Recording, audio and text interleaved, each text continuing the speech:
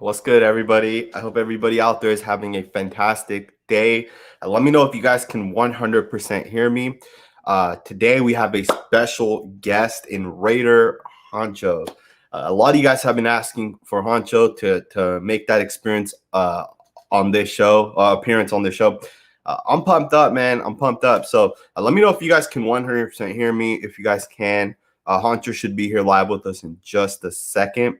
Again, I really appreciate every single one of you guys that is alive here with me, because you guys could pretty much be doing anything else in the world, and you guys are here.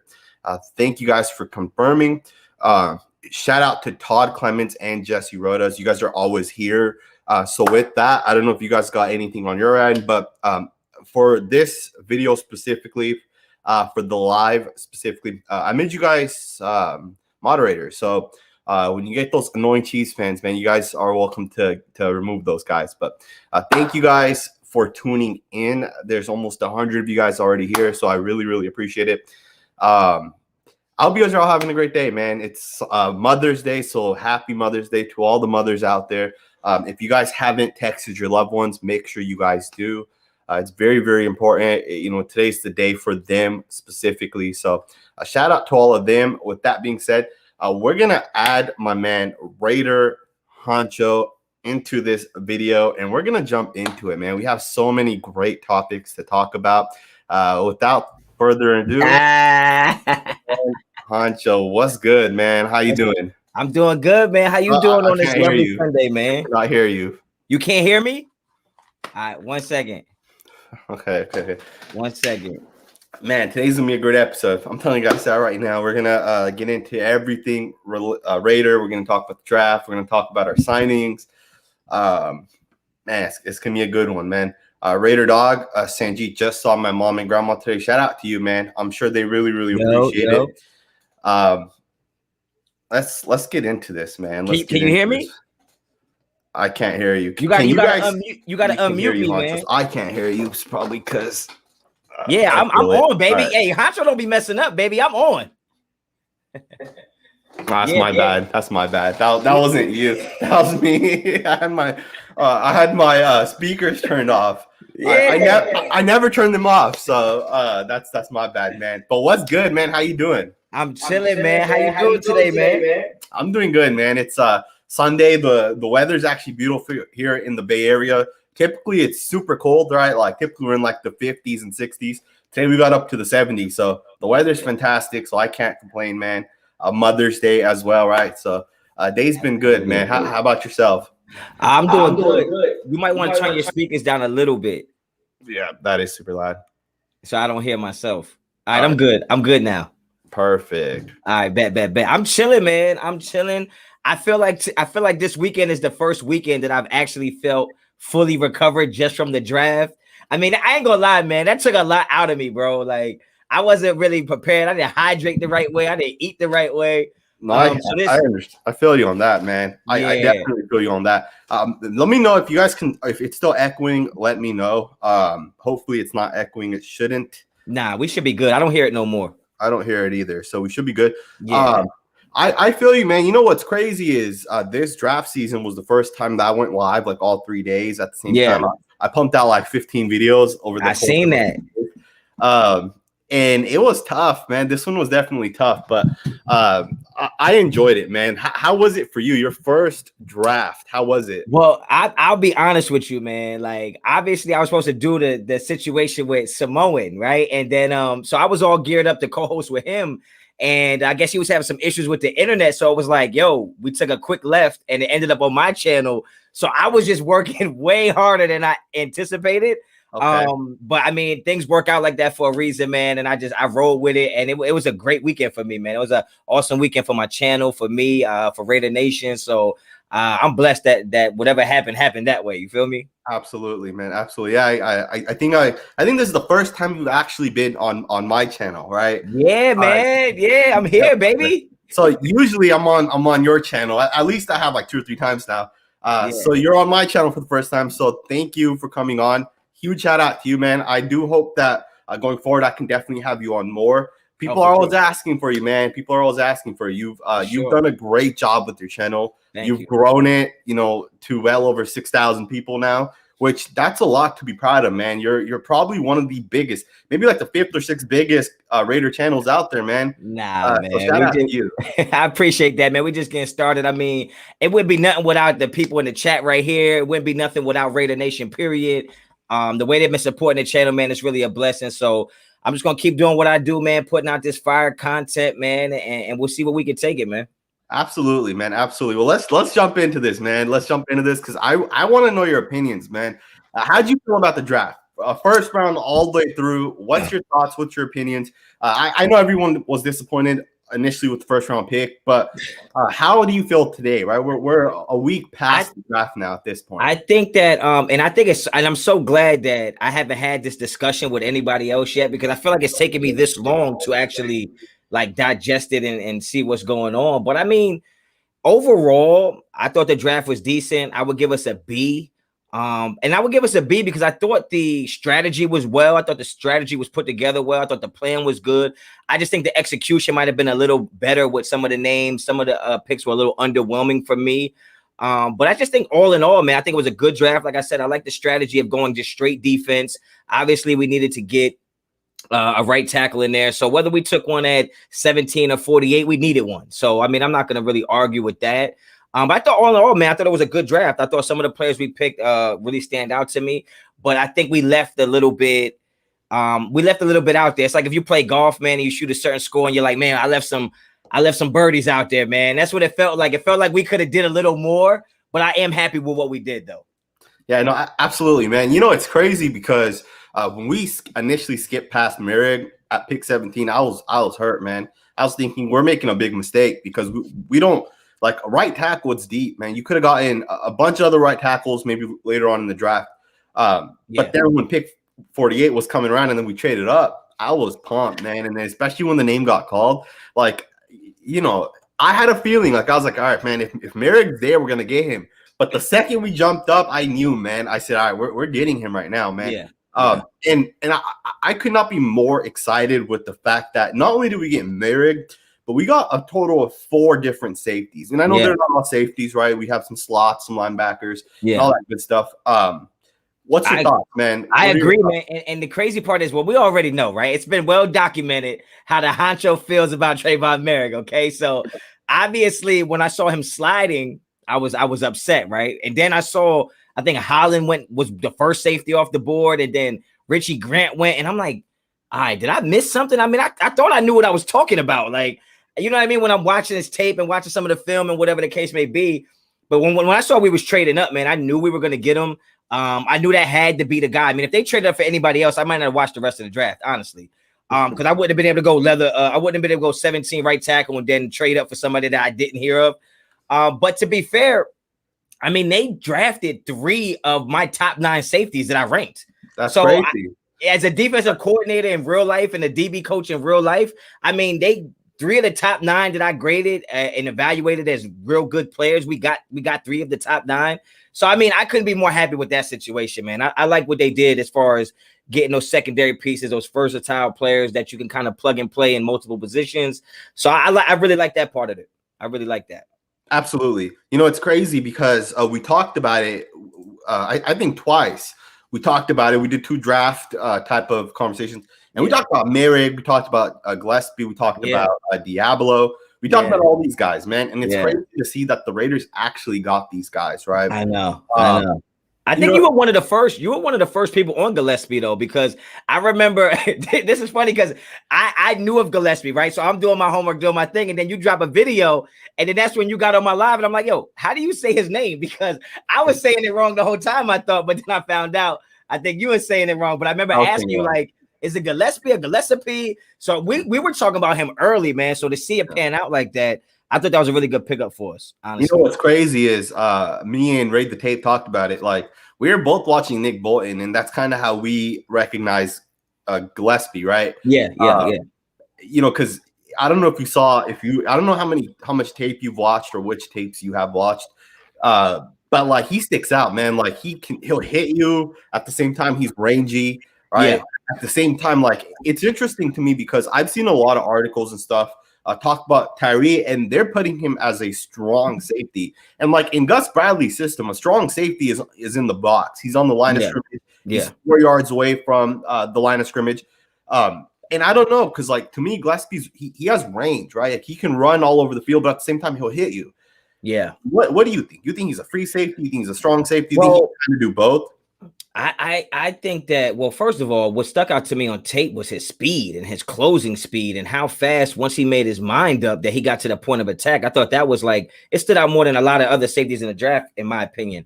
But as far as I was told, and this is from somebody, you know, I mean, I got a couple sources out there, you know, I got to keep them anonymous, but I was told that he's going to be the backup free safety, which I thought was weird because I thought he struggled a little bit in coverage.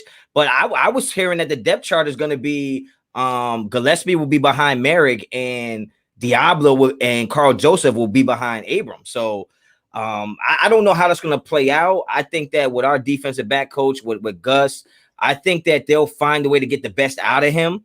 But yeah, I don't know, man. I didn't have him graded that high as a free safety. I thought he was more of an in-the-box type of safety just from what his natural attributes are. But, I mean, I guess we'll see how that plays out. Yeah, it'll be interesting to kind of see where he lines up.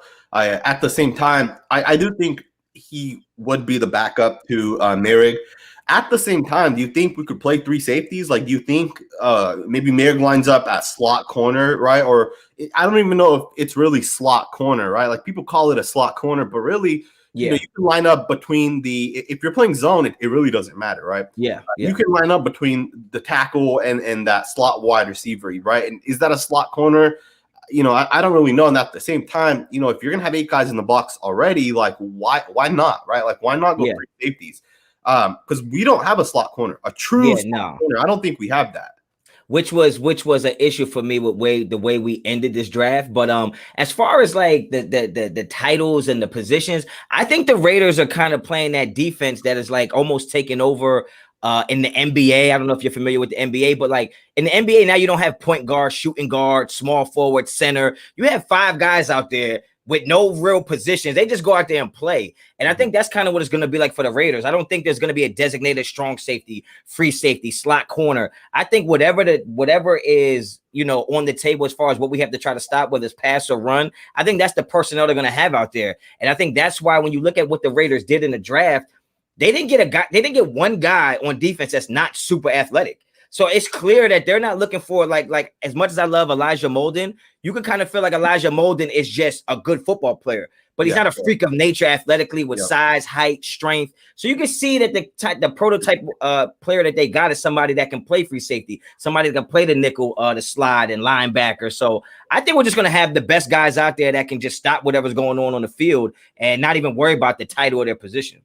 No, absolutely, man. I couldn't disagree with you. And it's interesting because I loved Elijah Molden, right?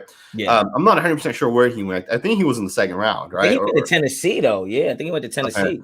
So here's the interesting thing, right, is you're right. Like, I do kind of feel like our coaching staff now, especially on the defense side of the ball, I don't think they care about, like, you know, are you a true, you know, right end? Are you a true defensive back? Or are you a true linebacker? I don't think they care.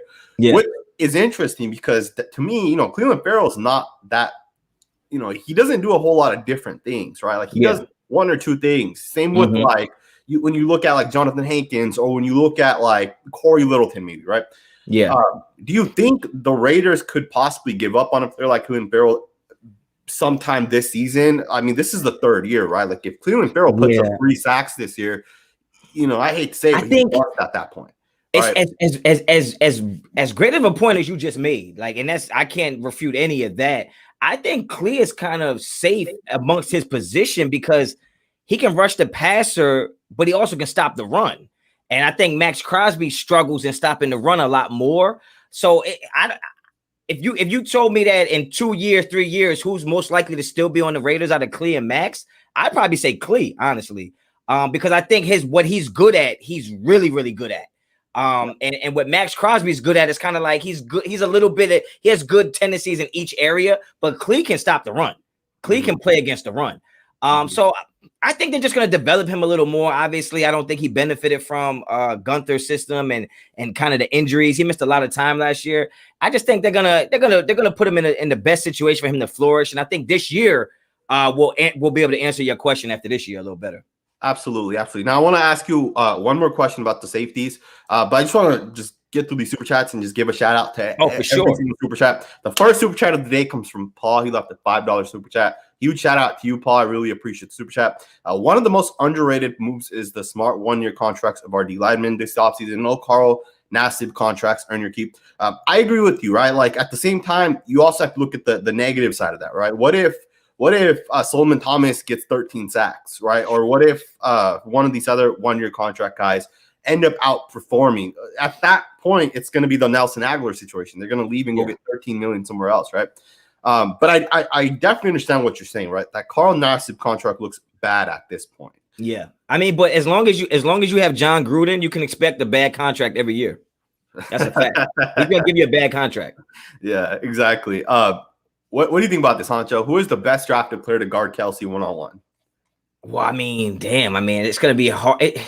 It's hard because the player I'm gonna name, I don't know if he's gonna start. So I don't even know if he gets that position. But as far as drafted, I mean, you got to feel like Diablo matches up very well against him. Absolutely. You have to feel like with his speed, his length, his measurables, you would have to think he matches up very well with a Kelsey. But does he get that opportunity? I don't know.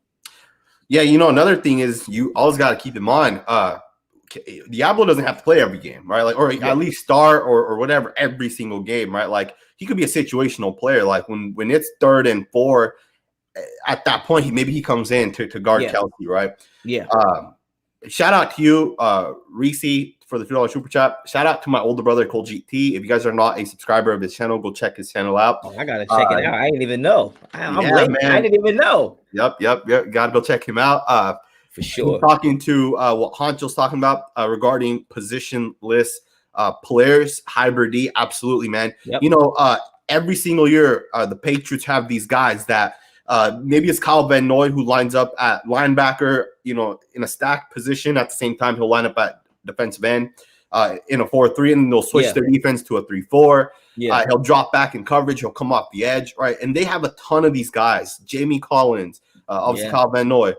They have some good defensive linemen, some safeties that play the slot, right?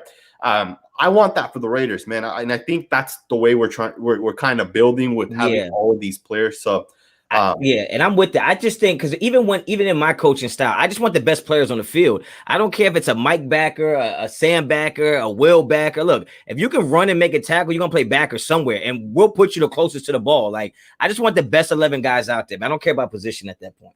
Absolutely, man. Absolutely. I couldn't disagree with that, man. I want to know your thoughts, man. Okay. What do you think?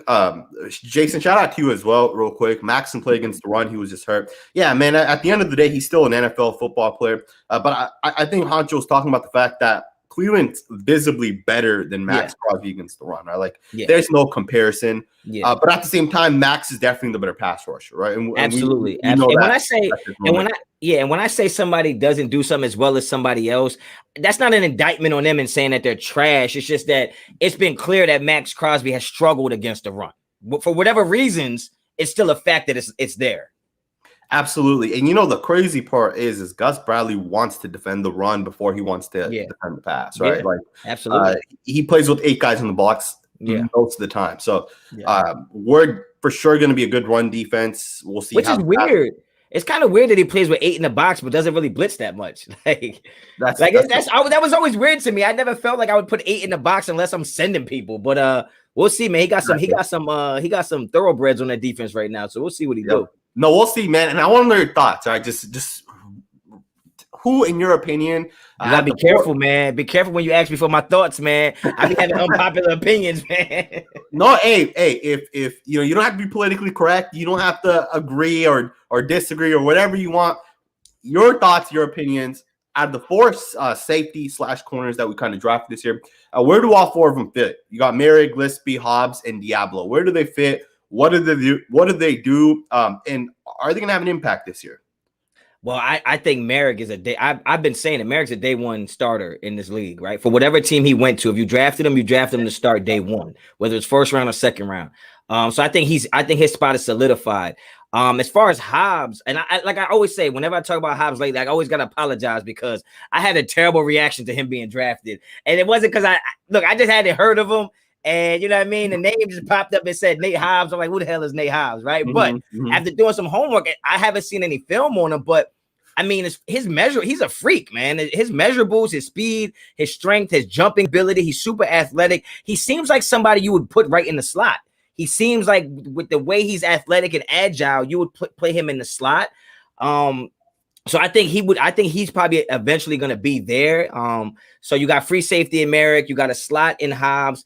I think Diablo is going to be a little bit of that like wild card, that joker, almost like Kenyon Drake is on the offensive side, where you kind of just move him around the field and just and let it benefit you. So I don't think he's going to play safety or backer, but I will say Mike Mayock came out and said that the defensive guy said he looks like a Will Backer. So I don't know if you can believe Mayock because he'd be tripping sometimes, but I think Diablo is going to be in the box. I just feel like he's suited to play in the box. Yeah, like I said, Gillespie will probably end up being back there to help the free safety position out. So do you think this upcoming year Merrick will be our best defensive player, or at least best secondary player? Because I think he will be. I think between him and Abram, I think we're gonna have one of the best two tandem safeties in the whole entire league. Yeah, the thing is, Merrick's legit, man, and I know you were super high on him. What do you think? I think, the thing about Merrick being the best, and this is always hard in the secondary, because sometimes when you're the best player, you'll have the least amount of stats because you don't get the amount of opportunities as other people, right? That's I think safety. Yeah, so I think from a experience standpoint, just watching it, grading it, I'd probably say Merrick is going to have the biggest difference. He's going to make the biggest difference on the defensive side of the ball. But with that being said, whoever our second corner is it should be able to put up numbers, because I think you're going to stay away from Mullen a little bit. So whoever that second corner is going to be, whether it's Arnett or Hayward, I think they're going to have a pretty good year. But as far as the secondary, I think our best player will be Trayvon Merrick. I honestly think that in the secondary. Yeah, no, I don't disagree with that, man. I think Merrick's going to be a real good football player. And you do make a good point, right? Like, just because he might have the biggest difference doesn't mean he'll have the most statistics. Yeah. Right? Especially when you're playing free safety in the system, right? You'll be playing over the top and swatting passes away and maybe not intercepting them. Yeah. And especially from like the broadcast angle, you know, 99.9% of people are not going to go watch the all 22 film. So they're not going to see Merrick go from the right hash and run all the way to the left side of the field and swat a pass. No one's going to see that. And that's the thing is like, Merrick, that when you're that good in the secondary, right? Like the casual fan won't realize, but when you start seeing the quarterback like dumping the ball down and going underneath a lot, that can be attributed to the coverage in the secondary. So you may not even see Trayvon Merrick on your TV screen, but the real people who watch and break down film will know that he's probably gonna have the biggest impact on the field as far as the secondary goes. Absolutely. I'm pumped up, man. I think our defense will be so much better this year than it was over the last 3 or 4 years with Paul Gunther and even before that, man. We put so much investment into this defense, and I know it's not all going to work out, right? I don't know which one of the players won't pan out, but I'm sure Mullen or Arnett or Furrow or Crosby or one of these guys that we've drafted are not going to pan out, right? Tanner Muse is pretty much already being replaced, right? Like, and you know, I guess they drafted him to be a special teams player anyways, but they didn't draft him. John Gruden drafted him. He had a little man crush on him. That's what it was. Let's get into these super chats really quickly, and then I want your thoughts on Casey Hayward, man, because I don't know how I feel about him. So, Reese Rock, best players you think can blitz? I like Jonathan Abram, man. Last year, I think it was underrated how many times he got into the backfield and was hitting quarterbacks. It started in that Saints game when he hit Drew Brees a couple of times. And then even in the Broncos, the final game of the season, he was hitting Drew Lock as well. So from a secondary player, I think it's probably Jonathan Abram. What do you think about that? Well, yeah, I'll give you two. I think in the secondary, I think, first of all, Abram, if you look at his stats, man, he had a lot of quarterback pressures, man. He didn't get there every time, but he had a lot of QB pressures coming out of that secondary. But I think depending how much he plays, man, I think Kuntz is going to be somebody, just because he's probably going to be a third down specialist type of guy that's going to come in on third down, maybe third and long. He's probably going to get a lot of opportunities to blitz the quarterback. So I think he might be a sleeper to be pretty good on the blitz. So since you brought up Kuntz, we'll just jump into it, man. Oh, was that a thing? I didn't even know. I didn't send it to you, but I kind of added it because I wanted your thoughts. Because you mentioned this in the past, man. You mentioned this in the past. The very first time I was live with you, you asked me about that Leo role, right? And you said, who do you think is going to be that Leo role? I told you it's obviously for now Yannick Ngakwe, but I wasn't really sure. Like, could it be Max? Maybe Cleveland? But those guys weren't, they're not fast enough, right? And they don't stand up. I've never seen either of those guys stand up in pass rush. I think you mentioned Jonathan Abram possibly, or maybe someone mentioned it. I can't remember. I threw that shit in there.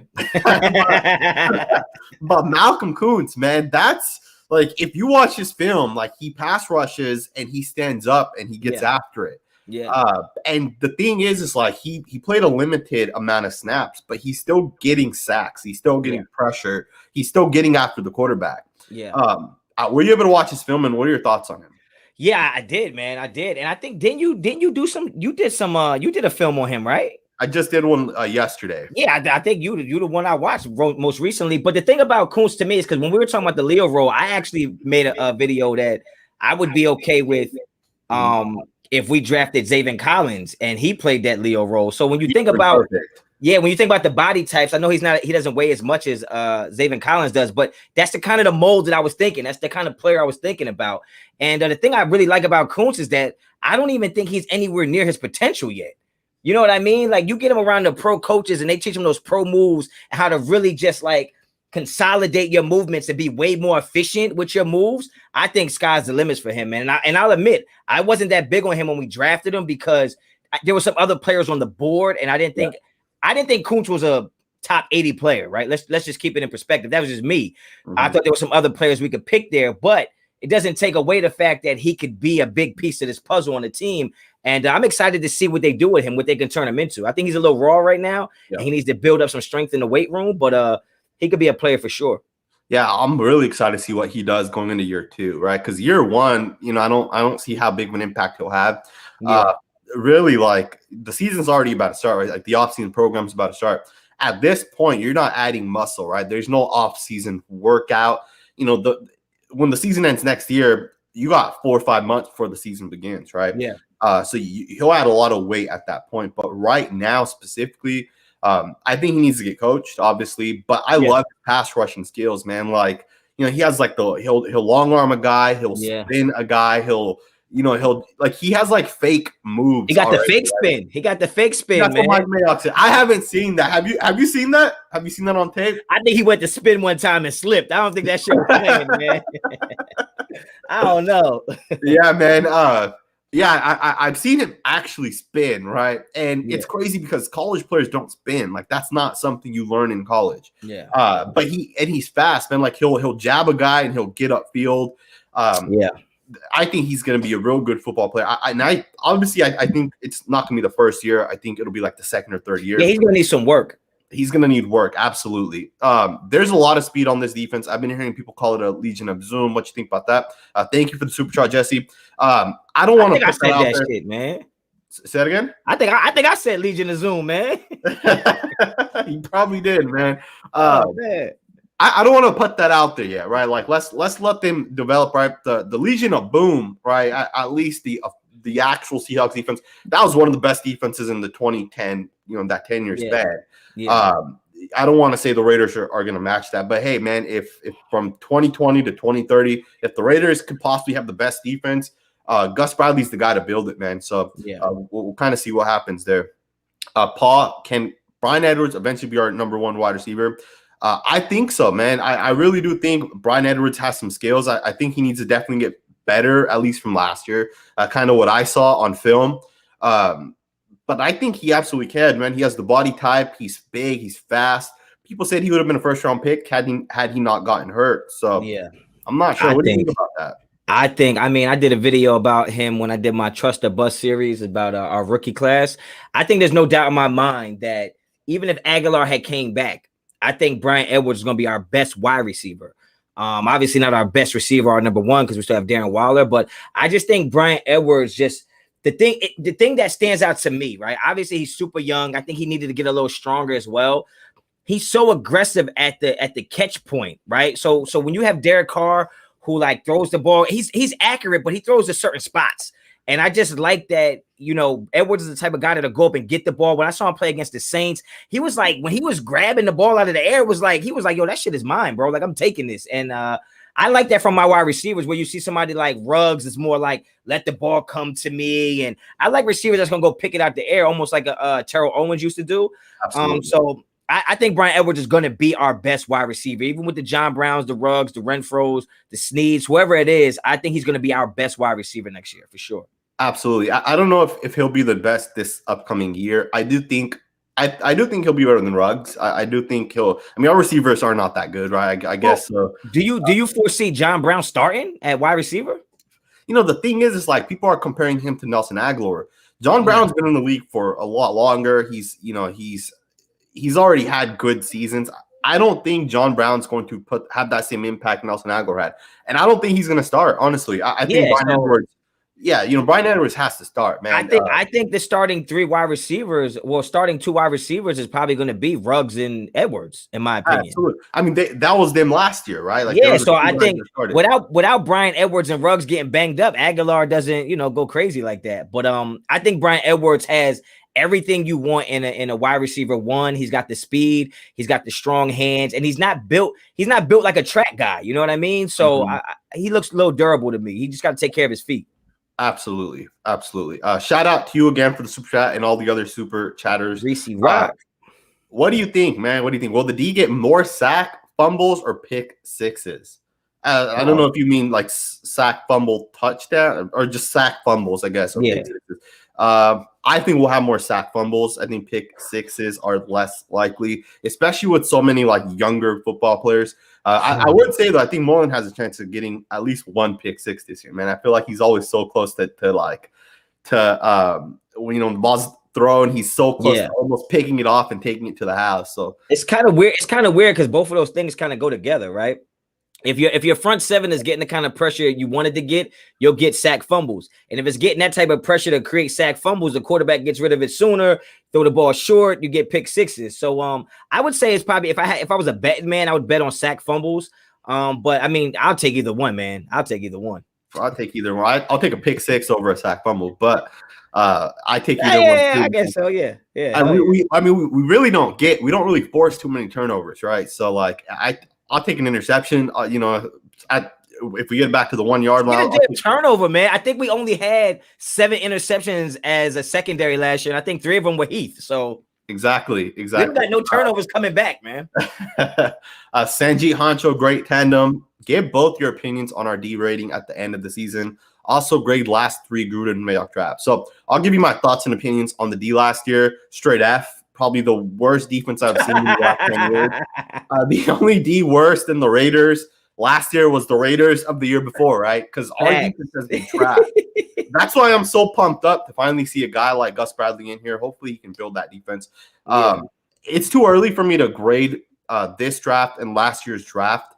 But I will go ahead and grade John Gruden's first draft, which is that Colton Miller draft. Outside of Colton Miller, I don't know if any of the other guys are still on this team, right? I think Parker. Brandon Parker. Parker and Aitman, I think. Okay. And honestly, like, I don't think any of those guys are good minus Colton Miller. It's hard to give that a good grade, right? Like, you'd want at least 2 starters and then guys that'll come in and be rotational players, right? It's hard. It's very, very hard. What do you think, man? What would you give our D rating wise? Well, for the past, couple years, man, it's been garbage. I don't even know if it hits the criteria to get a letter grade. Like, it's been that bad, man. It's been, and you know what? It's not just bad statistically overall type bad. It's bad in situational football, which is the worst you want to be bad in. Because at the end of the season, you might look at the numbers and say they didn't do well in turnovers or whatever the case may be, but you can still succeed situational football, right? But 3rd and long, we can't get off the field. When we do finally get a stop on 3rd and long, it's a pass interference or a holding. Like, we just play really bad situational football. Statistically, we're a terrible defense. So our defense hasn't been good in a long time. Even when we had Khalil Mack, I think the best we were 20th. So, our defense has been terrible, man. And that's the thing. And that's the thing is, like, situational football is such an important part of the game. Because you don't need a turnover, right? Like you don't need turnovers as long as you don't turn the ball over yourself on offense. If you're able to get off on third down, right? That's the thing. When you look about us losing to the Chiefs, that's that second time we played them. I mean, we didn't have to have the greatest defense in the world to win. We just had to play sound situational football. We win, right? So, so even if we don't have a great statistical defense, if you could just play well in situational cases, like you can still excel and win games. Oh, absolutely, man. Absolutely. Thank you, Sacktown Morg, for the $25 super chat. Really appreciate that. Travis, thank you for the $5 super chat. Two best Raider YouTubers. Who would win a foot race, arm wrestling match, and who would make the better GM? Wow. So Honcho definitely won the foot race because I'm super slow. Arm wrestling match. I've never arm wrestled. I don't know. Have you ever arm wrestled? I was told that I got turtle shells as my forearms, man. So I might get that one. Who make the better GM? I'll tell you this, man. If the Raiders just drafted based off of what I said over the last 2 years, I think we'd be in a better situation. So yeah, I'd give you that one. I'd give you that one because I'd be just drafting cornerbacks and safeties every year, man. Thank you, Travis, for the super chat. No questions. Keep up the great work. Ben, thank you, man. I really, really, really appreciate that. Let's get into this, man. I want to ask you, Casey smells like shit, man. You be hating in the comments, man. Who? Smells like shit, man. Yo, she always hating on me, man. I don't know what happened. But go ahead, man. Why would I be a terrible GM, man? What you talking about? I just said they picked 3 of my top 9 safeties. Hey, you can't argue. Hey, and that's a fact too, right? Because we have the video, so you guys can go and we got the receipts, man. Nah, go ahead. Casey Hayward, man, what's your thoughts? Is he gonna actually start for the Raiders? Is he gonna have an impact for the Raiders? Is he even gonna play? Will he even make the roster? Like, what's your thoughts on that? Well, I think it's too early for me to try to think of who will make the roster and who won't make the roster. I mean, but I just think people get a little carried away whenever we bring in a new face or a new name or bring a name back. I think it's because we're in such need of certain things that we think that if we bring something in at the position we need, it must be the answer, right? So I think the Casey Hayward sign is getting a little blown out of proportion as far as like what he could be on this team. I do think he adds veteran leadership, of course, but it's just hard for me to be that excited about a guy that's, I think, going to be 32 years old, if he's not already 32. He deals with injuries, and he just got cut. So it's not even like he was a high commodity or anything like that. So I'm not saying he can't be good for us. I'm not saying he won't start for us. I'm just not ready to hand over the reins and pencil him in as a day one starter. Because if he was a day one starter, I don't know if many teams in the NFL just cut starters in the secondary. You know what I mean? So I definitely want to see how that plays out. I think his presence is going to help us just because I think Mullen and Arnett are just dogs that just want to compete every single day. And I think if you put him next to Arnett and say, look, there's only one plate here. Both of y'all are hungry. Who's going to get it? I'm putting my money on Arnett, man. I just think he's younger. So even if it's even, I give the nod to Arnett. And with a healthy Arnett, with his mentality and a better coach system, I'm giving him the nod right now. So who's the better football player in your opinion, Arnett or Trayvon Mullen? Oh, and who has the higher ceiling in your opinion?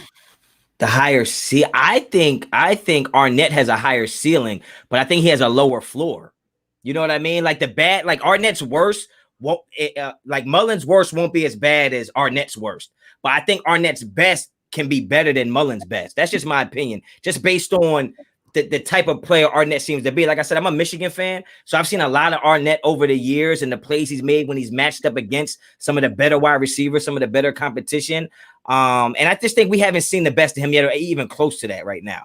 Yeah, so that's interesting that you say that, man, because I've had the conversation with a couple of Raider fans. I've heard people say Mullen's going to be the better player, and I don't see it, man. I agree with you. I think Arnett's going to be the better player. At the same time, when I watch Mullen personally, he looks stiff, right? He's definitely stiffer than Arnett. Arnett has good hips. He's quicker. And I'm not saying Mullen's a bad tackler, but I think Arnett's a really good tackler, right? And I know he's gotten hurt, but you always got to keep in mind, right? He's dealt with COVID and first year in the NFL. He's learning, and Gus Bradley's going to implement the hawk form of tackling, which involves getting your head out of tackling. Yeah. I think all of those things is going to have a positive impact for Arnett. I like Arnett more as well, man. But it'll be interesting to kind of see what these two guys do because, so some people say, all right, Mullen's not, he's not a Pro Bowler, he's not an All-Pro, and they'll just throw Arnett into that same category. But you got to think about it. Arnett's a year younger. Arnett's still just about to go into his second year, and last year was tough for all rookies, every single rookie. I mean, I just look at it like this, right? And this is no disrespect, and I could be wrong. I'm not saying I'm right or it's the gospel. I just know that Arnett can get better, a lot better. How much better can Mullen really get? I mean, he didn't improve from year 1 to year 2 that much. I think the first 6 games of the second season, he played really well. But then towards the end of the season, maybe he was checked out with the Gunther situation. I don't know. But I just don't know how much better Mullen can get. And I've always said in a perfect world, Trayvon Mullen is your number 2 corner. He'll never be a team's number 1 corner unless it's by default. And that's just my opinion. Yep. Yeah, it'll be very interesting to kind of see what happens this year. I'm pumped up for it, man. Like, I can't wait. Just the rookie pictures that have been coming out from the minicamp, and it's just the undrafted guys, right? It's not even our first round guys. I've been looking at the linemen to see is their right hand down, is their left hand down, which position these guys are lining up at. So I'm pumped up, man. Like, I could not be more pumped up. And since you mentioned undrafted, I just want to ask you, man. I haven't heard anybody talk about this. Obviously, we know that I've rated cornerbacks. I do a lot of cornerback stuff, a lot of DB stuff. We take Nate Hobbs, I think, at 167, right? Is it a fact that he gets drafted if we don't take him there? I don't think so, man. I think he could have undrafted. Nobody's even talking about that. I mean, I had a couple corners a little higher than him. I mean, Trill Williams didn't get drafted. I liked him a little better. I like Rodarius Williams a little better. I think Tay Gowan might have still been on the board. Like, if we drafted Nate Hobbs at 167, do we really think he was gonna get drafted? So, like, that was one of those picks, man, that kind of really rubbed me the wrong way because it's like, did we just waste a draft pick on somebody we might have been able to sign outside of the draft? Like, I don't know, man. I mean, well, the one thing with not drafting him, right, especially when you have one of those late round picks, is if you don't draft him, he doesn't have to sign with the Raiders, right? He might get interest from somewhere else, and he might choose someone else. Yeah, but the issue with drafting is you're kind of committing to him, right? Like, if he doesn't make the roster, you're going to put him on the practice squad. Right? And there goes the practice squad. All the guys you drafted are going to be on the roster. Or it's like a Bowden or a Tanner Muse situation. Now you drafted him, you don't want to cut off your nose despite your face, so you're going to keep him longer than you should. But the thing is, to me, is that it's not about if you don't draft him, maybe you don't get him, but like maybe we just draft a better player that we know would have been drafted that we should commit to. It's just, I don't have nothing negative to say about Nate Hobbs. I just think it's weird that nobody's mentioning we took a corner at 167 when there were other polished, more decorated corners that could have definitely played in the slot, could have definitely played outside and been that versatile player. And we went and got a guy that I don't even know would have been drafted. That's crazy to me. That's the thing, right? It is interesting because for how great, in my opinion, the 3 other safeties were, the value we got for them at the picks we took them, I feel like the Hobbs pick was that much of like a reach, right? Like, not necessarily a reach because I don't even know who the hell Nate Hobbs was. Like, when we drafted him, I'm like, all right, let me Google this guy really quick. I had no idea who he was.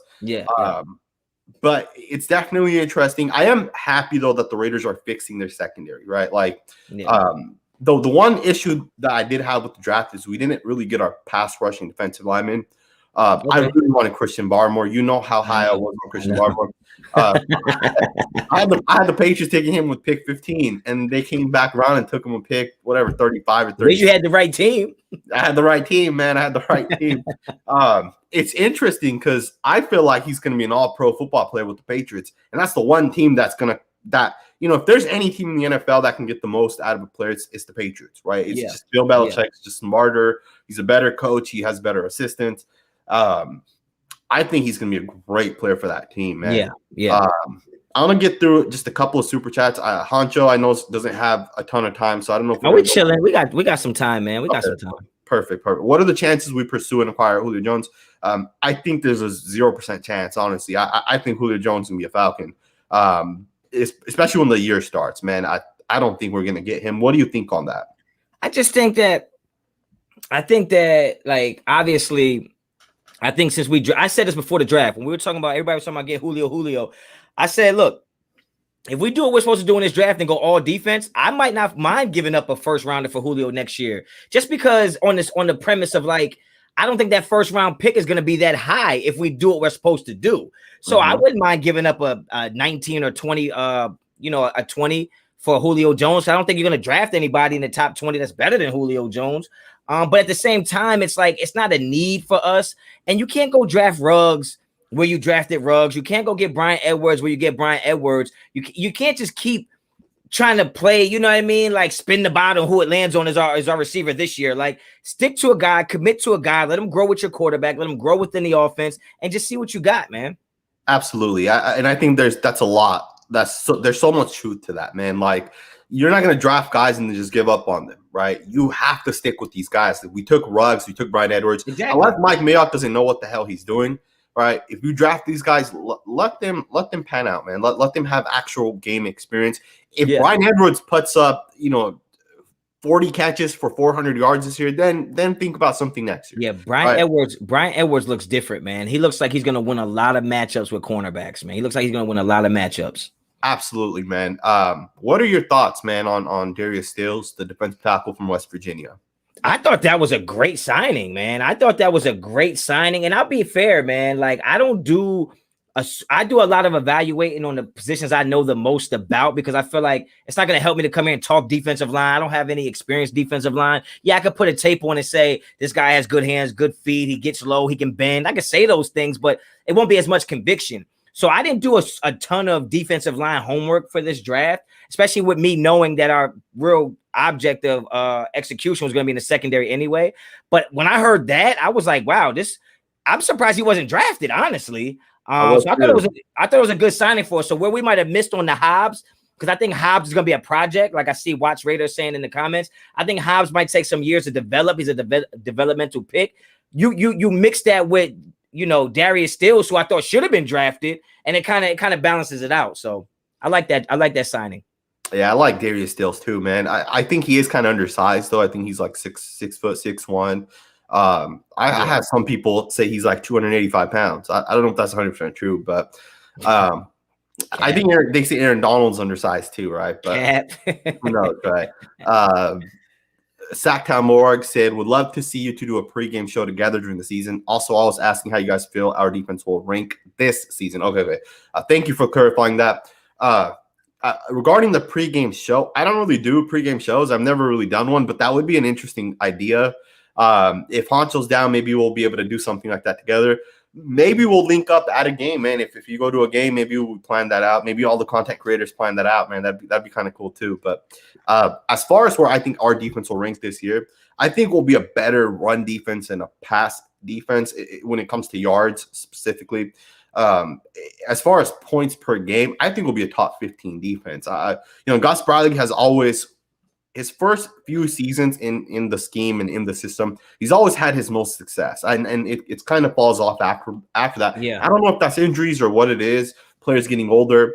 I think we'll be a top 15 defense this year, man. I think this year is going to be the one year we have the highest chance to win a Super Bowl. This year and the next year, just depending on what Gus Bradley kind of does. Wow, what do you think? That's ambitious, man. I said in a lot of my videos, man, a lot of stuff I've been doing lately, I don't think the Raiders are building for 2021 season. I think they're building for 2022, 2023. And I think that they're on track for that. As much as we might hate it as fans, like when you got to coach us on a 10-year, plan, like it might take 4 or 5 years for you to start seeing, the turnaround on that or that return on investment. So I think this year will be much improved, and I don't think we're going to lose games the way we did last year as far as, one possession games where we're giving up bombs for touchdowns or we're giving up late third downs or penalties, hands to the face. And I think we'll just be a better sound team, a more cohesive unit and moving as one. I think we'll be better like that. But as far as rankings, man, I would say we'll be a top 20 defense overall. But I can still see this defense giving up a lot of points, man. I can still see that happening. But I think they'll play better situational football. Yeah, as long as we're better than last year, that's all that matters, right? You can't be worse, bro. You can't be worse. Exactly. Or you're going to be playing JV. Thank you, Sacktown Moore, for the super chat. Johnny, thank you for the super chat. I think we're overhyping Bradley's defense. I don't know if it's overhyped. I think, when you go from Paul Gunther to anybody, you're more excited, right? At the same time, I don't think I don't personally think that Gus Bradley's the greatest defensive coordinator, but he has produced on two separate teams. He's produced top, 15 defenses. And people always forget, like, there's a difference of taking over someone's job who has already, implemented everything. And you're kind of just managing that. That's different than going to a brand new team and implementing a whole new scheme, a whole new system, building a brand new defense from scratch. And Bradley's done that 3 different times, and he's had success at least 2 of the 3 times. I don't even know if even with the Jaguars, I'm pretty sure he had some success there too. Yeah. I mean, as far as me, I don't overhype anything. I usually undersell, over deliver on everything I do in life.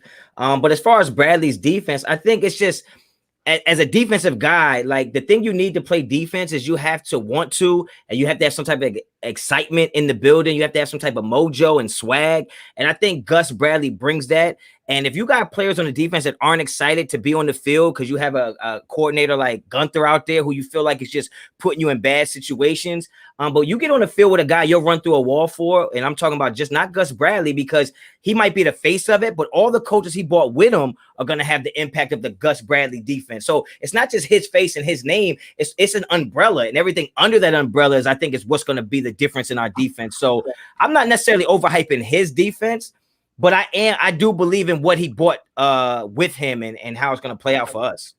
Yeah, man, I could not disagree with you on that, man. I keep saying it, man, but I am really pumped up, man. Like, I think we're gonna be so much better this year.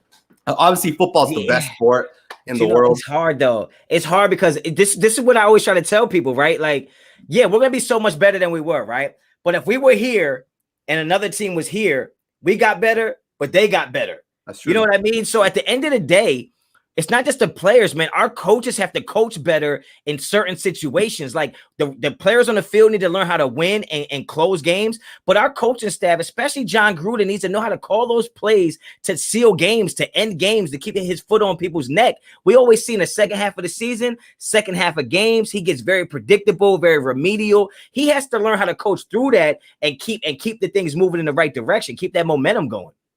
And that's the thing, right? That's the thing. It's going to come down, like, even if we're better on offense, that's not guaranteed that – I'm sorry, if we're better on defense, it's not guaranteed that we'll be better on offense as well, right? Like, we could take a step back.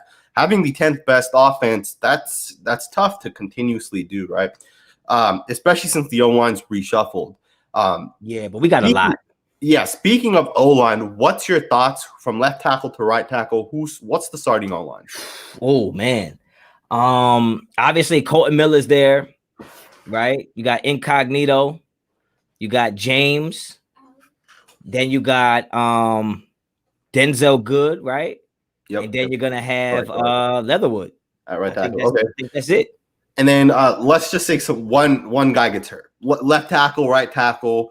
What do you think? Who's the backup? You think it's Brandon Parker, or you think it's Denzel Good would step in? I honestly think they believe in Brandon Parker, but I also heard Leatherwood can play guard or tackle, so I think you can move him around. And if I'm not mistaken, I think Nick Martin plays a little bit of a versatile role as well, not just center. So that's interesting that you mentioned that, man. That's very interesting because I want your thoughts, man. I'm a professional, baby. I'm a professional. We took a center in the 7th round, which to me was questionable because but here's the thing. I like Jimmy Morsay from Pitt. I like him. I had never watched this film prior to the Raiders drafting him. I have better things to do than just watch every single football player out there. But when I watched him, like, I think he'll be a good player for our system and our scheme, right? We have a lot of zone blocking. Why do you think the Raiders drafted a center? Because we already have Nick Martin.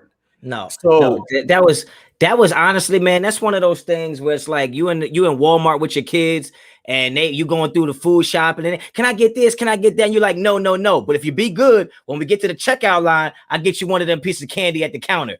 That's what that was. They had John Gruden all day, all 3 days, just sitting there. They didn't let him make one pick outside of Leatherwood. And they said, look, if you let us do what we want to do on that last pick, we'll let you do what you want to do. And he couldn't help himself. He went and took a big boy that I didn't really think we needed today or right now, but maybe in the future we need him.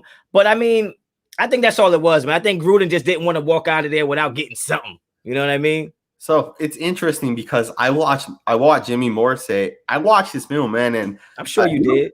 Yeah, he looks like a starting center, bro. Like, I'm not lying to you, man. Like, look, I saw Andre James play his rookie year, and I saw him do certain things, and I said, this guy's the starting center. There's just no way. And it's interesting because we had John Feliciano as our backup for the longest time, and I said, this guy's a starter, right? Yeah. And it's unfortunate because the Raiders had Clutchy Osemele, we had Gabe Jackson, we had Rodney Hudson, so there was nowhere for him to play, and obviously he ended up leaving, but now he's a full-time starter with the Bills. Yeah. I said the same thing about Andre James. I said, this guy's a full-time starter, but we have Rodney Hudson. And when we re-signed Rodney Hudson, because we just signed him last offseason, right? When we re-signed him, I was actually disappointed that we re-signed him because I thought that means that Andre James is now not going to be on our team. Yeah. Right? He'll get a second contract somewhere else and he'll end up starting. Obviously, we traded Hudson and we ended up committing to Rodney Hudson. I watched Jimmy Morsay, and to me, he looks like a starting center. Maybe not year one, maybe not year two. He needs to get bigger and stronger, but he blocks well. He's a smart football player. I'm not buying that shit you selling, man. I'm not. Another thing. I mean, look, if he's the guy, he's the guy. Was he going to get drafted? He got drafted. But would he have been drafted? Like, what do we like? I mean, at this point, I will give him the benefit of the doubt. And this is what I'm talking about when it comes to John Gruden getting 10 years. Sometimes he's not even looking at this year, next year. He's looking at, okay, year 8. What's it looking like when I have to redo James's contract or whatever the case may be? And he's trying to get those security blankets. So I understand that. But I'm just not, I'm not into the big guys, man. You know what I mean? Like, I know we need them. But man, I need those picks that's gonna make a splash, baby. That's what I need, man. It's very interesting, man, that we got him. Now, do you think he has to be on the roster, right? There's no way week 1 he's not on the roster. Worst case scenario, he's on the practice squad. Do you think in the future, like Andre James or Jimmy Morsay could possibly play guard? Do you think that means they're not that high on maybe someone like John Simpson? I watched John Simpson play year 1, and I understand, he was thrown in there in his second ever NFL game. Yeah. But John Simpson looked bad, right? He looked really bad. He looked slow. He looked overpowered too. Yeah, but yeah, what do you think, man? You think they'll commit to John Simpson? Do you think maybe this is saying that they don't really think John Simpson's the guy? I think Gruden always has a little bit of commitment issues anyway. I think that they're always looking to upgrade positions. I think they're always looking for versatile people that can move around. And when you got somebody like Tom Cable, it wouldn't surprise me if you go get a guy that's played center and say, look, in 2 years, you're going to be a guard. And I mean, that's that, right? I think Tom Cable is one of those guys who can take anything. You could give him chicken shit and he'll make chicken salad, man. I think he's one of those guys that can do that. So it wouldn't surprise me at all if a few years down the road, he's that versatile, like Nick Martin, right? Like safety, guard, he can play a little tackle. I can see that happening, man. I can see that. Absolutely, man. Do you think, shout out to you, but Frank left a $5 super chat. This is a good question. Do you think Josh Jacobs goes over 1,000 yards this year? Absolutely. You think for the 30? Now, here's the thing, right? Year 2 was not as good as year 1, right? Year 1 was way better. He was more productive. I think he averaged 4.9 yards per carry or something like that. Year 2 was like 3.7 or 3.8. Well, to be fair, I think the Raiders were averaging 4.8 yards a carry as a team until Incognito got hurt, and then it went down to 3.9. So yeah, even though his year wasn't as good as it was the year before that, I do believe that offensive line with Young out there and just shuffling all these pieces, I think that did affect him. I think this year, if the line stays healthy, I think sky's the limit for Jacobs because he's a one-cut runner, right? So anytime you got a one-cut runner, all you need to give him is a sliver, and he's one cut, and he's in open field. So I just think it's definitely going to benefit him if the line can just stay healthy. If the line's not healthy, I think that benefits Kenyon Drake a little more. I think he's just a little more creative with the ball. And I could be wrong. It just feels like he's a little more fluid and he just moves around differently than Jacobs. As funny as it is Jacobs is like the power back, right? And it's weird because he's not a big guy, but he's a power back, one cut runner. So, if they get one block, he can do his thing. So I think he goes over 1,000. Do you think the Raiders are utilizing Jacobs wrong? Because in college, he lined up in the slot. He was going in motion. He was doing all these different things. And I understand it's college, right? It's not the NFL. But in the NFL, I watch him, and at what point did he have a 50-yard touchdown or 50 plus? He didn't have one. I don't know if he had a 50-yard run last year, right? Nah. He had 3, 4, 10, and then he'll lose a yard, and then he'll get 10 and 4 and 5. Do you think that's on John Gruden? Do you think it was the O-line? Or do you think Josh Jacobs isn't that good? Like, what's your opinion? Nah, man. I think, well, first of all, I think Josh Jacobs is arguably top 8 running back in the NFL. So, I mean, I think he's really good. I think when you, instead of looking at it like he doesn't have 50, 60-yard runs, he gets these 10, 5, 4. Yeah, that's a fact. But how many of those 10, 5, 4-yard runs should have been lost to 2, right? And I think he makes the best out of a lot of bad situations. And I also think that he gets the ball in very predictable running situations, like running downs. Like it's almost predictable that, okay, they're gonna run it here, or they're gonna pitch it here, or you don't get stopped on that many 3rd and shorts and 4th and 1s like we did last year without it being very predictable, man.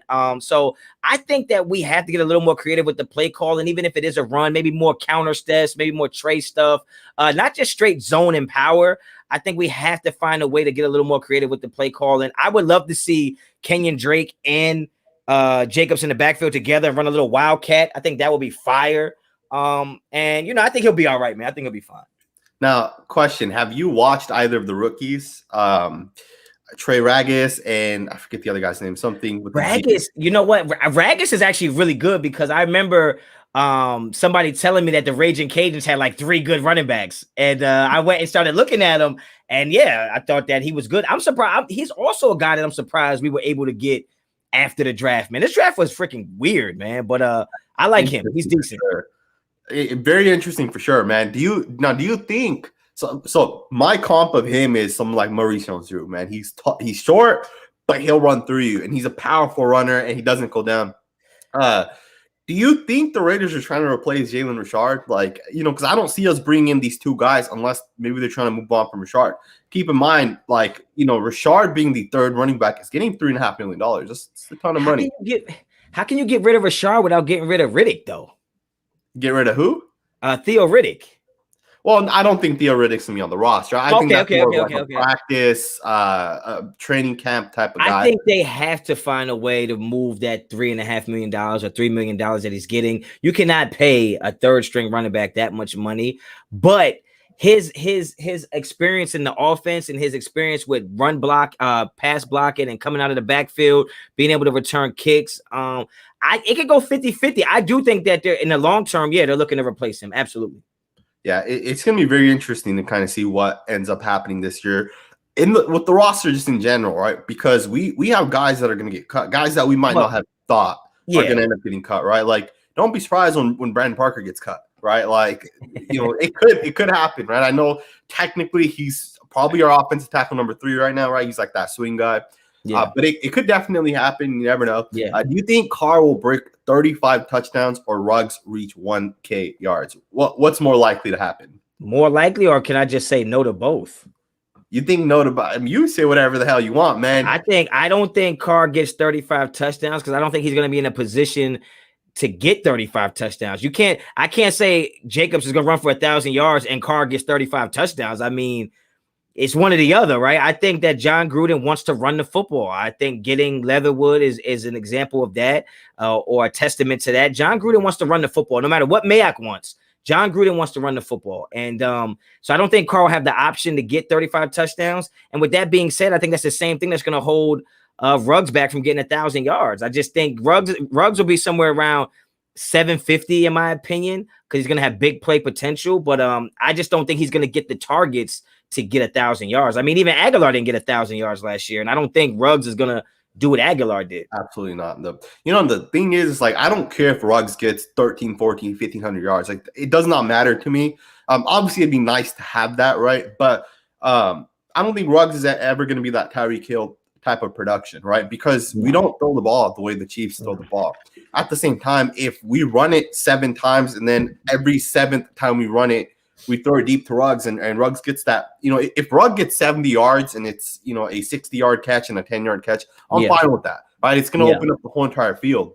I think Go ahead. I think realistically, I do see Ruggs getting 1,000 yards over Carr throwing for 35. How many times has Carr thrown for 35? Like, I don't know if he's ever. I think 32 might have been his closest. Yeah.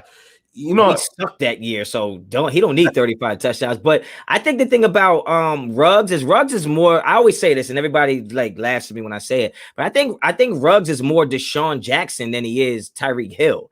But the thing is though, is that Deshaun Jackson was playing with a Macklin, right? I think Edwards is better than Macklin, so it's like I don't think he's gonna get the targets and all the routes that Deshaun Jackson got when he was putting up those numbers. I just don't see it. I just don't see it happening. But the thing with Deshaun Jackson is he also had Andy Reid, right? And Andy Reid is a better offensive play caller. He designs better plays than John Gruden. You know, when Andy Reid went to the Chiefs, me and my brother talked about it, and I said that's the shittiest thing that could happen to the Raiders because Andy Reid's a good football coach. I know up to that point he hadn't won a Super Bowl, but he's a good football coach, and he's built good teams. Yeah, I agree. You know, but I do agree with your comparison. I always said Ruggs is more like John Ross than he is Tyreek Hill. Yeah, but you're right that they're more like Deshaun Jackson. Because you know what it is Deshaun Jackson and Ruggs remind me of each other because they run like track guys. Where Tyreek Hill has a little more wiggle, like side to side agility and quickness. Ruggs is like that. I'm running straight forward. I might cut across field, but he's not going to break down and make you miss. I just haven't seen that yet. Yeah, it's going to be very interesting kind of see how the offense kind of pans out. Yeah. Do you think with Alex Leatherwood, like I'm sure you've seen his film. What do you think of him? Like, what do you think he thrives in? What situations do you think he doesn't thrive in? It's a trick question. The Raiders. It's a trick question. It's a trick question because I know you and your brother Raid the Tape always call me wrong when I say that he's a power running, blocking tackle. No, I don't disagree with that. Raid the Tape be killing me when I said it. He'd be like, I just don't see it. I'm like, look, if you're gonna tell me he's not a run blocking tackle, now I'm not talking Raid the Tape, I'm talking about anybody. If you're gonna tell me he's not a run blocking type of tackle, a power tackle, well then I'm gonna tell you we shouldn't have picked him because against the pass, he actually isn't that great or blocking for the pass because I think he actually gave up like 16 pressures to edge rushers last year. Like he gives up a lot of ground to speed guys off the edge. So we better hope that his bread and butter is run blocking because as far as a pass blocker, I didn't grade him that high in that regard. So I watched his film and I noticed something like just watching his film and seeing where he loses. I see him losing against power guys all the time, like stronger defensive tackles or stronger defensive ends. Or when he takes on linebackers, when he takes on defensive ends, when he has to run and get to that second level or even the third level, when he takes on speed pass rushers, I see him dominate all those guys, right? And I will say that like he is a power run blocker. He definitely is. He's strong. He's when we're going to run that zone stretch to the right, whoever that defensive end is, whoever's out there, he's going to push them 4 yards outwards, right? And we haven't always had that. Colton Miller's not going to push his guy 4 yards outwards, but Leatherwood would do that, and I do appreciate that of him, right? As far as like how much pressure and all that stuff he's given up, he also plays in the SEC, right? So he also plays against the best defensive linemen in the whole entire league, and he's practiced against guys like Christian Barmore, Quinnen. He was a right guard when Quinnen Williams was on that team, so I'm sure he went up against Quinnen Williams all the time. You got those linebackers. Will Anderson Jr. I'm sure he blocked him all the time in practice. And, Will Anderson Jr. is going to be a first-round pick in 2 years. He was a true freshman who had 10, 11 sacks this past year. So he has experience against some of the top-tier players. Yeah. Now, in your opinion, are you cool with that pick, or would you rather have taken Darisaw or Jenkins? Well, I've already said that I thought Darisaw was probably the closest thing to like day one pro ready. And I thought that he was like the only guy who like did something really well. All the other guys, I thought Tevin Jenkins was good, but there was areas where he just lacked in. Like even Leatherwood, like I said, I was doing something for PFF and I had to break down the national championship game and I was watching Barmore. That's how I came up with a lot of arguments with you, is because I watched that game particularly and I had to watch it over and over for PFF. So I ended up seeing Leatherwood. So I had him as like, a top 7, top 8 guy. But I did not have him nowhere near higher than Darisaw. But I don't know if it was injury related or whatever the case may be. But again, if you're looking at Darisaw as maybe not the greatest run blocking type of tackle, then maybe you go Leatherwood. But I'm not sure. I would have taken Darisaw if I'm going tackle there. Yeah, see, that's the thing. I would have taken Darisaw as well. Even till today, I'm gonna stick with it. I know as a Raider fan, and the fact that we took Alex Leatherwood, people are gonna say, you should have that faith in him. I'm not going to switch my opinion of that. I think Darisaw is still the better football player. I do think Alex Leatherwood today has the higher ceiling, right? I think I made the comp of Alex Leatherwood to a guy like Tyrone Smith or Ronnie Stanley of the Ravens. Okay. I think Benjamin Albright, who's a very solid insider, like he is on his shit, man. Yeah, yeah. He's a Broncos insider. So he would be negative about anything the Raiders would do, right?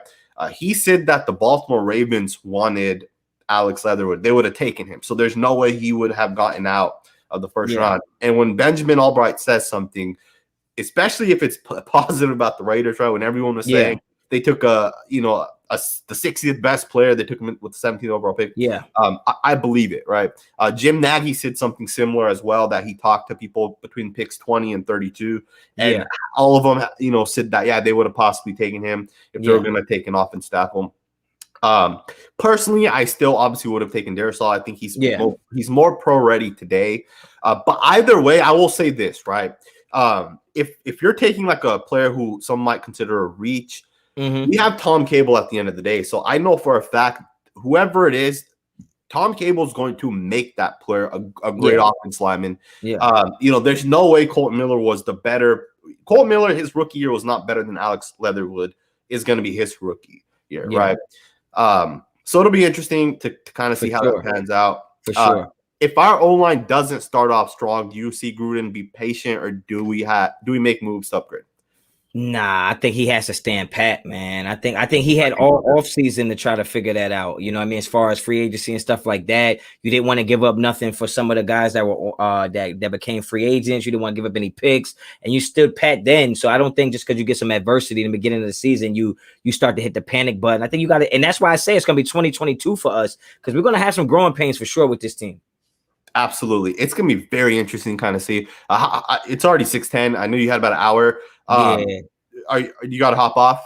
Nah, I give about 5 more minutes, man. Get some more questions in, man. Okay, perfect. Knock on Darisaw's effort and injury. Leatherwood fit outside zone, run game much better, and Cable will turn him into 10-year starter. I couldn't disagree with that, man. I totally agree with that. Jack, what up, fellas? I love both you guys' content shows. Give Ruggs more time. It took Cliff Branch until year 3 to polish his craft. It's a good point. I don't disagree with that at all. I think we got to give Ruggs more time, but we also got to understand that the generations are different. The game is moving fast. Players are developing faster. Players are coming out way more pro ready than they used to be. And at the end of the day, when you pick Ruggs where you picked him, you're on an accelerated track, man. When you see CeeDee Lamb doing what he's doing, Judy's doing what he's doing, Jefferson doing what he's doing, I think Claypool doing what he's doing. You can give Ruggs time, but you still gotta. The time is ticking, though. You know what I mean? You got to get some production out of him right away.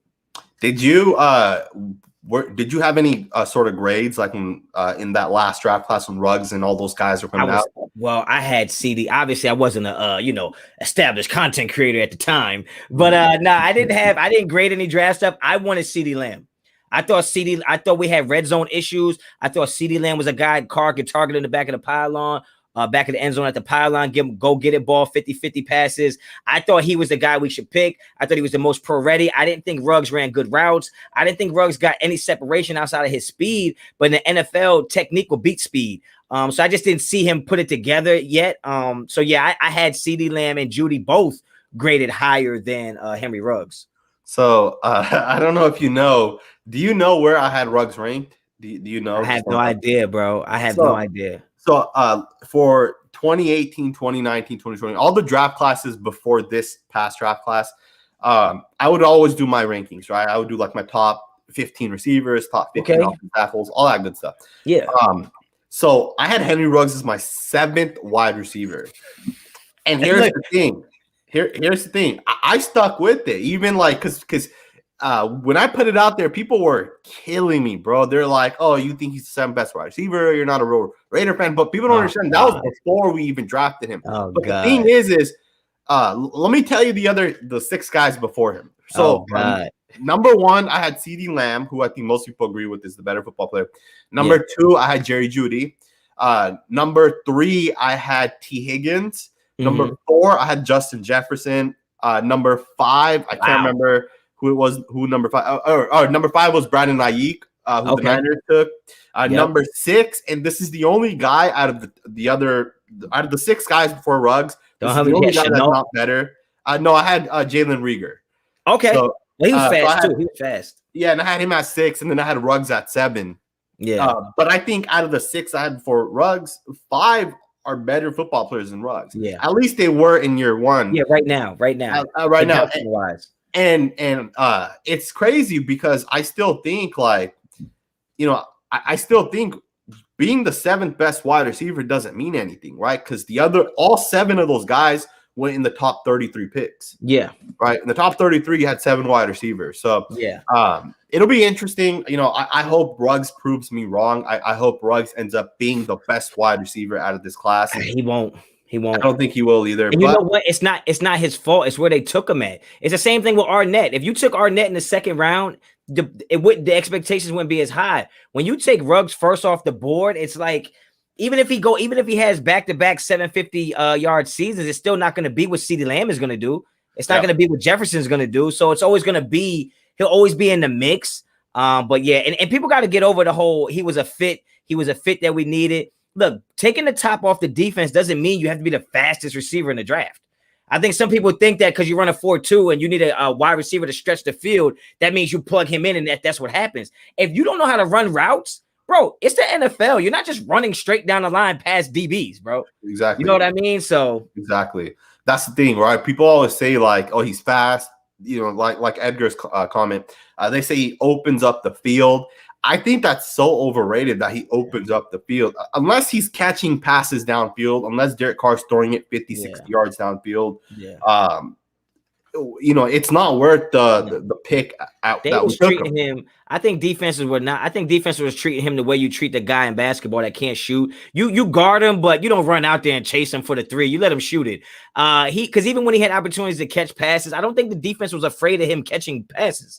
I think they were afraid of him catching a short pass and having to tackle him. Mm-hmm. But I think they let him run. Go ahead, run fast if you want. We'll shadow you, we'll trail you, and then we'll break on the ball. So absolutely. And final super chat. I know Honcho has to go here. Love y'all. I have to bounce. Thank you for the great content and work, Sanjit T and Honcho. Thank you, Todd. Todd is one of the moderators that I made. So a shout out to you, Todd. I really appreciate it. If you guys are not subscribers to Raider Honcho, go check his channel out. The dude puts out fire content, fire production. He does a great job, man. And I really, really appreciate you sliding through and being on the channel. Man. Hey, man. Hey, you as solid as they come, man. Real recognize real. And you came through my channel. You reached back for me. So it was only right that I come through, man. That's what it is. Absolutely, man. Keep it up. I know you'll have a bunch of videos. Every morning when I'm getting ready to post my video, I always see your video and I think, man, well, how's this guy always get content out this fast? And then I think, oh wait, he's on the East Coast, so he has that 3-hour window. So that's the hardest part for me is like, do I put videos out East Coast time or West Coast time? Like, I never really know what's going on, man. Yep. Whatever works, man, it works. Yeah. Whatever you're doing obviously works. There was over 500 people. There's still over 500 people. If you guys are still here, hit that thumbs up button. I really appreciate every single one of you guys that tune in. It really does mean a lot. We'll be going live Wednesday once again. I'll be going live. Honcho obviously will not be there on Wednesday unless he wants to stop by. Damn, I ain't even get the invite. He just told me I'm not gonna be there. Damn, all right. Hey man, if you want to join, you're more than welcome to join. That's what's up. Anytime you want to join, I go live every Wednesday and Sunday. You're welcome to join anytime you want. At the same time, I'll hop onto your channel anytime you need me. Again, man, I really appreciate it. I hope you have a great week. Got the start of the week. I'm sure you got work and all that good stuff. And a little bit here and there, Yeah, no, I feel you, man. I work from home right now, so yeah, I got them finals, man. There's pressure on me right now. I feel like Derek Carr. I got pressure on me, bro. When are your finals? I got some finals this week coming up. So I shot a couple videos today that I have just stocked up in the tuck and be able to put them out. But yeah, I got 2 finals this week. I'll be all right. Then I got summer session starting on the 18th. So I started school late, man. So I got to do everything I can while I can. You know what I mean? Hey, man, there's never a late time to start school. You're setting a great example for your son. Yeah. Shout out to you, man. Good luck with finals. Appreciate you once again. I hope everybody enjoyed this video. Peace out. Again, I really appreciate every single one of you guys. All right.